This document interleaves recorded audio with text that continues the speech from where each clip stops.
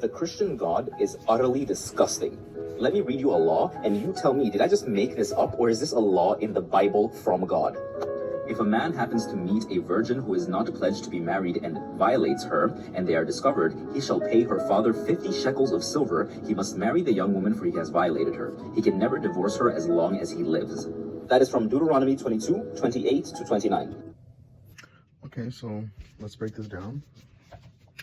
In Israel, in ancient Israel, and I don't know if they're still doing it to this day, but you get betrothed to a woman, and that betrothal period, you're not even supposed to consummate the marriage until the marriage happens. So basically, in modern terms, it would be like if you have a girlfriend, she's not your wife yet, and you guys are fooling around, so you defiled her, you've taken away her virginity, and then that's going to bring the price down of her dowry. So you've done that. So now the punishment for you is you have to go to her father, and you're going to have to pay him for that dowry that you took, basically. So it's like you took her in marriage without taking her in marriage, right? But if this is what he's saying it is, and it's actually a grapist, and it's a man that just came and then took his daughter and then raped her against her will, then which father among anybody would be like, you know what, since you did that to my daughter, you just give me 40 pieces of silver, you can marry her. That doesn't make sense, right? It's like, no, this is your boyfriend, this is who you wanted, okay, you say you love him, blah, blah, blah, you have to pay the dowry, you have to pay the price for marrying her, and then it says you can never divorce her, so you can't just be like a playboy where you're, I want to sleep around with everybody in the Israelite camp throughout the 12 tribes, and I just want to be, a deadbeat dad or whatever it is. So it forces you to stay in a relationship with her. Since now you've consummated the marriage with her, you have to pay the marriage price, and you're going to have to stay with her forever. But the father can obviously disagree with it as well. He can say, no, if I don't want you to marry her, you can't marry her. So it's not like, I got raped and now my dad is giving me away to my rapist. That'd be an incorrect way of reading it, but continue. So let's try to walk through this together. So a man can violate a virgin, and all he has to do is pay the father $50, and he gets to marry her. $50? That's not $50. Like silver is expensive. $50 is not a good is not a dowry. It's not the price that you'd have to pay. And ladies, if you're thinking of becoming Christian, this is the stuff you have to agree with. This is it. But like, the wonderful part about that too is in the New Testament, it's like, do Christians today not eat pork? Do Christians today not wear clothing with two different fabrics? If you go through Leviticus and you read all the laws that Israel had to follow, a lot of those laws are not repeated in the New Testament. Yes, the laws about do not murder and et cetera, the 10 Commandments, yes. But the dietary restrictions, the clothing restrictions, the this restrictions, the that restrictions, a lot of those things do not exist in the New Testament because it's the new law of grace, but that would go over your head. A law from the creator of the universe. As a Christian, you have to read this and be like, yeah, that sounds reasonable. Jeremy, how can you defend this? As a Christian, you just have to agree that if your little sister gets violated, it is okay if the man pulls up to your crib, gives your dad $50, and all is forgiven. Oh, I almost forgot. Yeah, your little sister has to marry the dude who violated her. Just biblical literacy is at 0. Right? To violate somebody in that context is not to go out and grape them. It's to go out and not marry her, but then go have intimacy with her. And that is the penalty, right? You're not supposed to do that. So then you have to pay.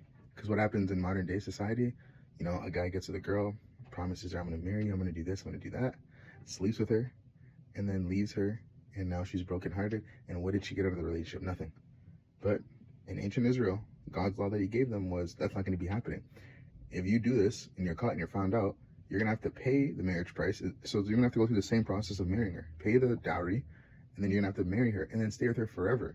There's no just, I'm getting divorced from her and I'm leaving her and I'm getting another one. She's annoying now. I only wanted to have a one-night stand. No, one-night stands are not kosher.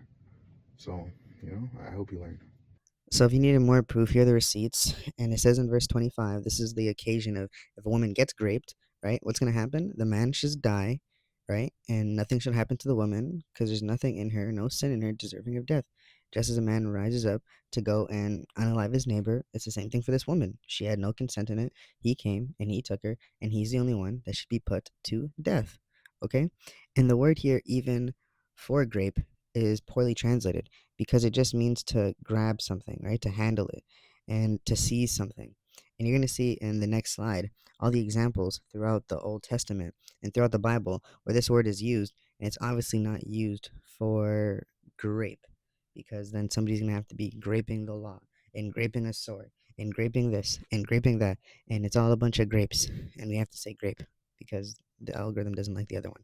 So here are some of the examples in Genesis 4:21, Ezekiel 21:11, in Jeremiah 50:16, in Jeremiah 46:9, in Ezekiel 27:29, in Amos 2:15, in Proverbs 39, in Jeremiah 2:8, in Genesis 39:12, and Deuteronomy 9:17. This isn't about grape, right? The Hebrew word itself does not suggest force of any kind and should not be translated as grape.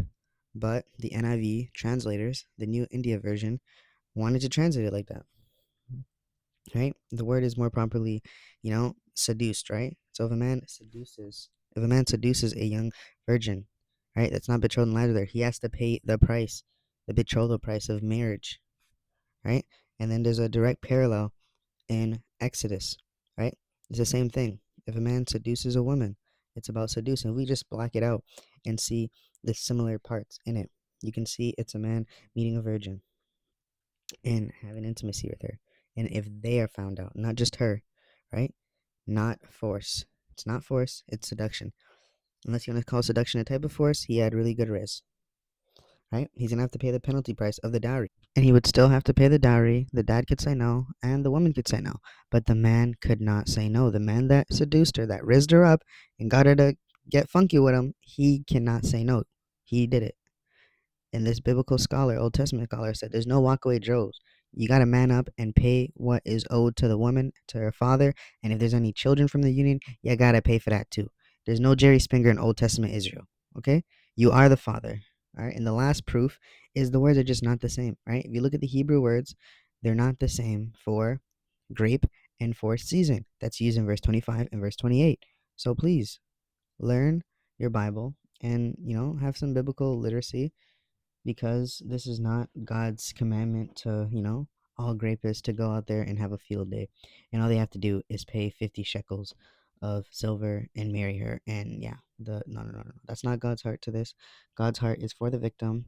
And it says again in verse 25 that if a man finds a woman in the countryside and he grapes her, the penalty is death for him, instant death penalty. Okay? So hopefully that's the end of that.